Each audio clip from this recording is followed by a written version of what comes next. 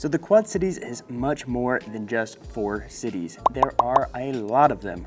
And the other day I ran across this article here and it made me wonder, what do they consider being the top cities within the Quad Cities? So I dove in, took a look, and some of them surprised me. Now I'm gonna show you what this article has to say and kind of discuss what I think of it, because some of them may not be what I think, but some of them maybe what other people think. So let's take a look and dive right in.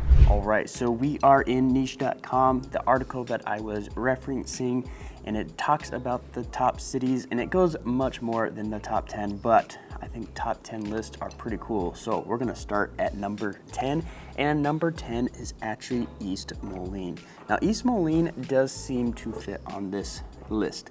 And to be honest with you, East Moline actually was one of the original Quad Cities of the 4, and now has kind of been overshadowed by Bettendorf, which wasn't one of the top 4 of the Quad Cities.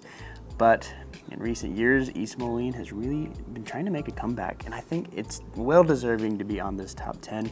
So what does East Moline really have going for it? Well, if you look at the overall niche score, it has good housing, good for families, B's on those. The public schools are rated C+, and that might be something that people look at as a negative, but I do know they're really working on trying to do better with that. And the population is sitting at 21,000 almost, so that is great. But from a perspective of a local, what I've seen East Moline do from when I moved here back in 2015 is they really are working on developing the city itself. And the biggest benefit or the biggest change I've seen is East Moline is down on the Bend. Now the Bend used to be where the International Harvester factory was, and they tore that down many years ago and just kind of been a barren wasteland. But now they are really developing it down there. They've got hotels, they got event centers, they got breweries, they got restaurants, they got all sorts of different things, and it's really spurred on some growth when it comes to East Moline. And I think that's probably the biggest reason that they are on this list, because they are putting a lot of effort into their city, and it really shows, and that lands them at number 10 on the list. But I think it's gonna be probably moving up in the near future. So I think this is well deserved when it comes to the Quad Cities, that it should be on number 10 here. And I do think, like I said, it's gonna be rising. As far as real estate goes, the average price point, they're saying 130,000. That seems about right to me based on what I know about the real estate market over there. So all good things when it comes to East Moline. But what else is on this list? Because we have 10 of them to get through. I don't want to spend too much time on just one. Number 9 is an interesting one to me. It reminds me of my hometown, and that is the city of DeWitt.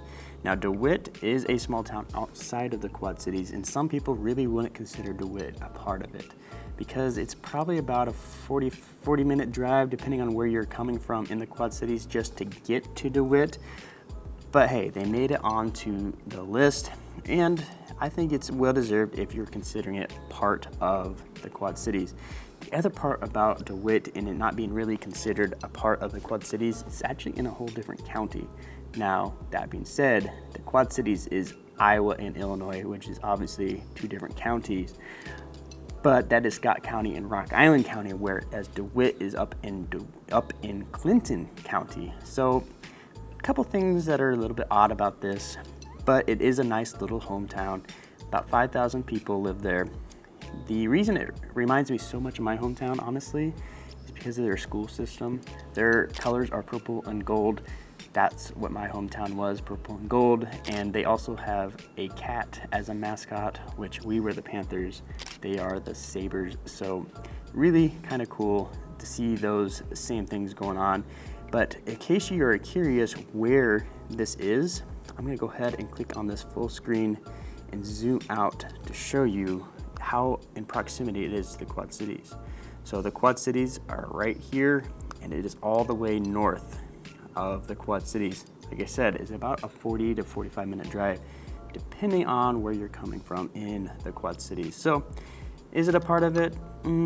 Maybe, maybe not, but niche.com is putting them as number 9. And I do think for what they have to offer, that lands them pretty good. But again, I don't know if I consider it a Quad Cities because it's kind of far outside the metro. Enough said about DeWitt. I want to move on to number 8. And number 8 is within the Quad Cities, and that is Hampton. Now, Hampton is one of those places that isn't really talked about a whole lot. It's on the smaller side, but it is within the Quad Cities. And when I say smaller size, it's saying the population is only about 2,000 people, which seems about right.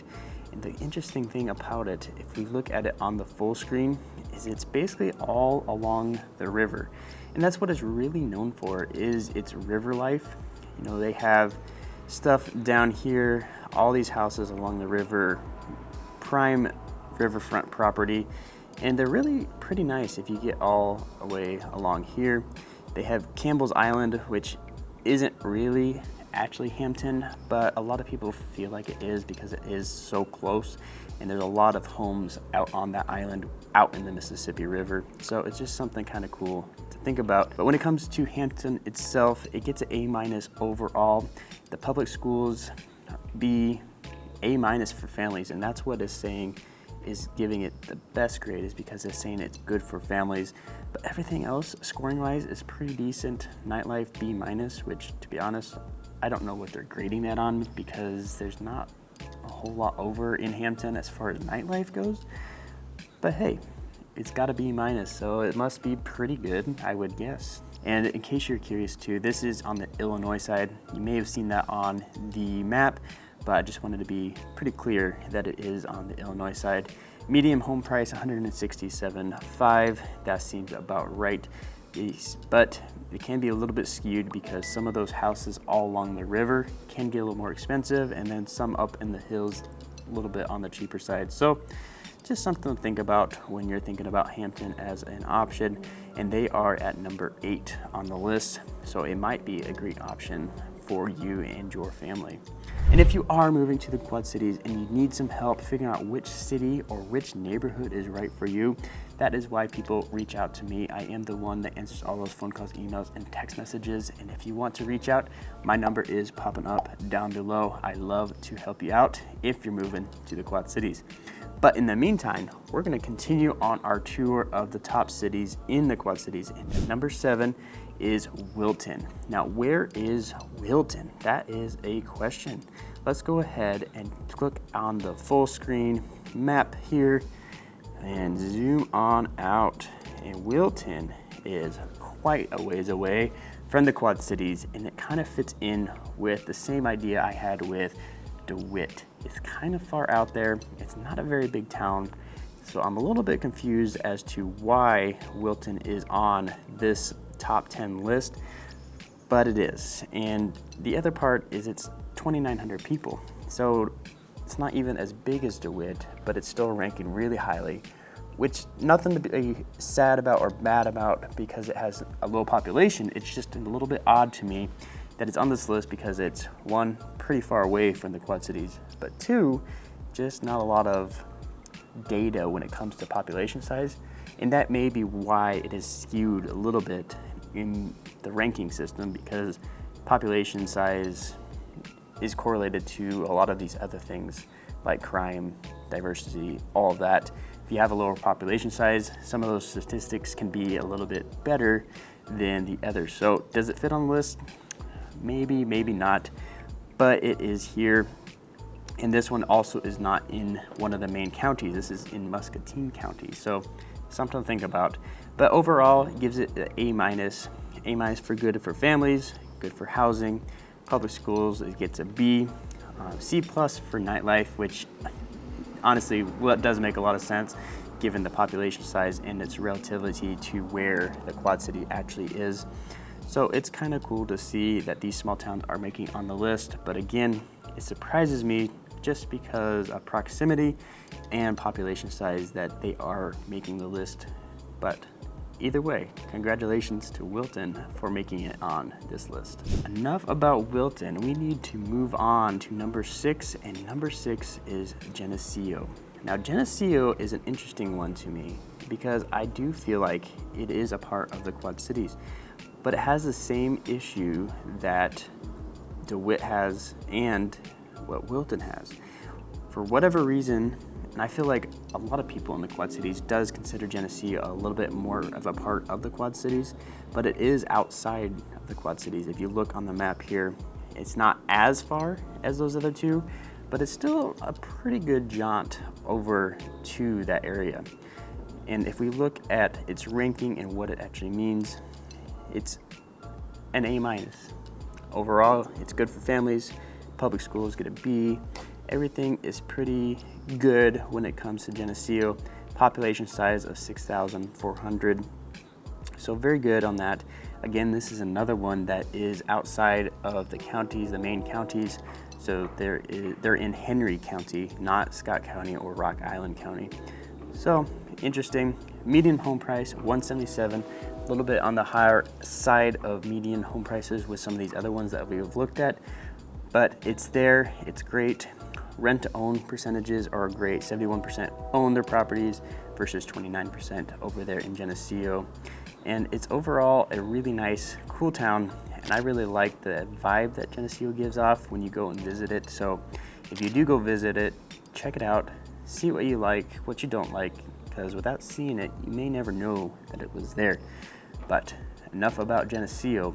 We're gonna go on and move to number 5. And number 5, I do consider one of the core cities within the Quad Cities, and that is the city of Moline. Now, Moline is got a great grade. They got an A-.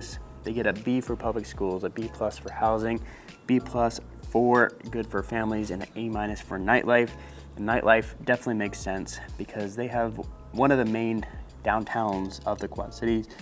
The main downtowns are like Davenport, Moline, Bettendorf, and Rock Island. So it is, I'd say, the number 2 downtown area as far as things to do because they have the vibrant arena, they have the John Deere Pavilion, they have restaurants and hotels and the river and all sorts of different things going on down there. So nightlife definitely makes sense when it comes to Moline. Now, also something to note about Moline, we were talking about population sizes. It is sitting at about 42,000 population, which makes it one of the bigger cities in the Quad Cities. Now, is it the biggest? No, that goes to Davenport. Is it the second biggest? Yes, currently it is the second biggest, but Bettendorf is right on its heels. So it's gonna be interesting to see that dynamic.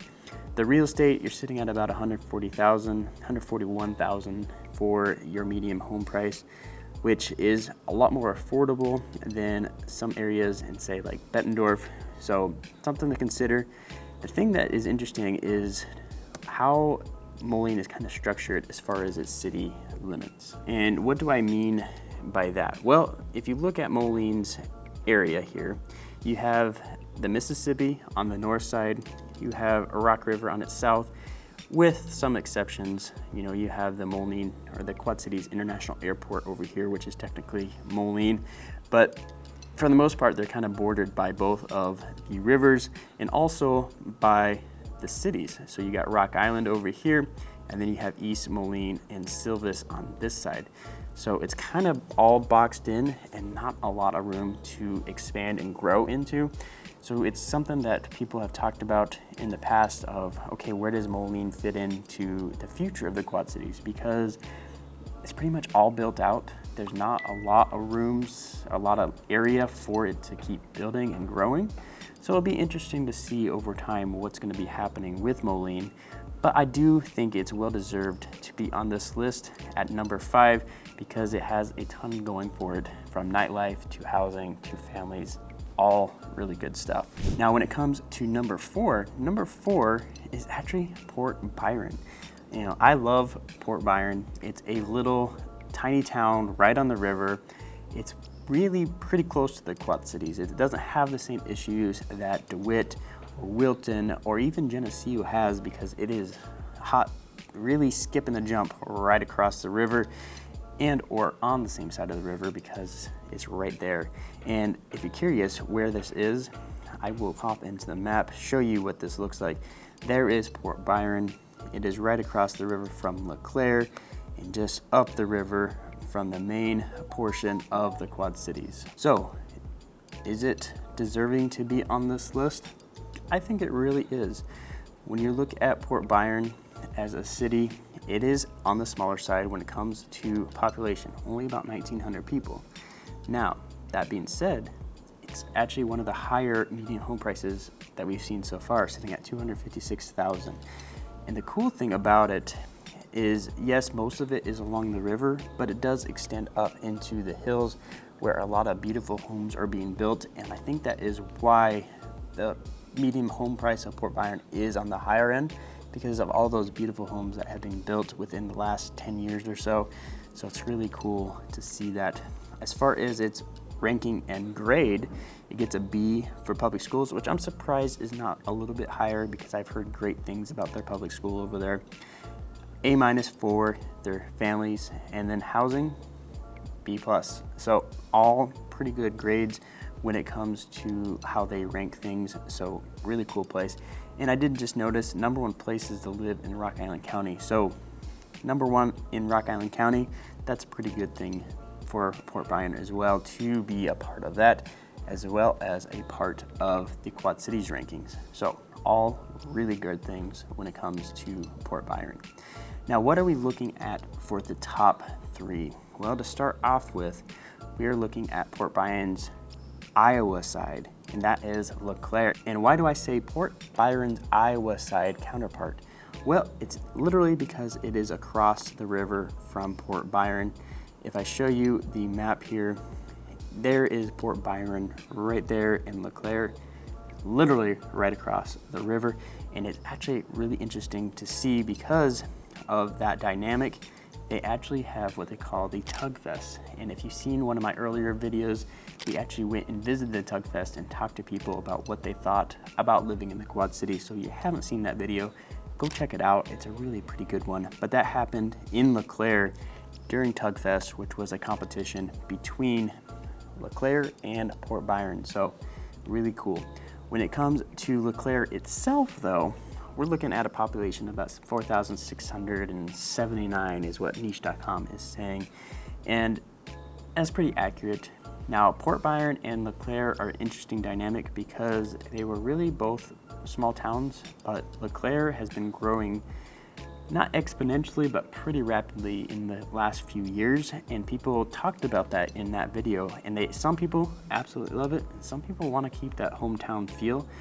So it's interesting to see that, but if people are moving there, that's probably meaning that it's a good thing because people want to be there. And overall, they get an A+ for public schools. That is the Pleasant Valley school system. If you've watched any of my other videos or looked it up, Pleasant Valley is ranked #1 in the whole state of Iowa. So it makes a lot of sense that it gets an A+ because of the Pleasant Valley school system being a part of LeClaire. Housing, you get A-, A+ good for families, and that probably goes into with the school systems as well. And the thing about LeClaire though is that you're going to be paying a lot more money to be in LeClaire. If you're going to be purchasing, you're probably looking at $284,000 for the average price point, and that can vary quite a bit. If you're looking closer to the river, maybe a smaller house, it's going to be cheaper than that. But if you're looking at where all the new builds are going, it's going to be substantially more expensive than that. And because the population still isn't huge, it's very evident on basically having LeClaire be 2 different types of towns. One is the old LeClaire, the original LeClaire with the 1800s houses, and then you got all of the new builds, which is a much different feel than what old LeClaire feels like. So just something to think about or consider if you're thinking that LeClaire is the place you want to be. Just know there's basically kind of 2 towns within one town, and you definitely feel it when you're there. And LeClaire was #3, but what is #2 and #1? Oh my gosh, we're getting down to the wire here. If you have a good guess of what #2 or #1 is, put it down in the comments because I'm curious to see. And you've got to put it in there before I move the screen so you can tell me if you got it right or not. All right, I'm assuming you got it down there. Let's head on up to #2, and that is Eldridge. Eldridge is pretty deserving to be on this here ranking system. It is one of the fastest growing cities and it's well deserved. You know, they're sitting at 6,693, which makes a lot of sense because it's one of the meccas for new builds. There's one other place that is actually building faster than them, but Eldridge is right on the heels of that one. And you can see that in the median home price, $289,500. Now, Eldridge has the same issue that LeClaire has when it comes to two different kind of feelings of the city. You have the old Eldridge, which was the small town that everybody knew, kind of slow growth, and then you have the brand new builds, which is what's going on right now, and it's a whole different dynamic when you're going over to the new build side versus the original side. So you really see that when you're over in Eldridge. And as far as schools, they get an A-, which is great. And they are in North Scott school system. If you're curious what that looks like, take a look, do your own research on that. But good for families, good for schools, housing B+. And I think that B+ is probably because of the dynamic of the old Eldridge and the new Eldridge going on there. But 6,693 people are moving there constantly.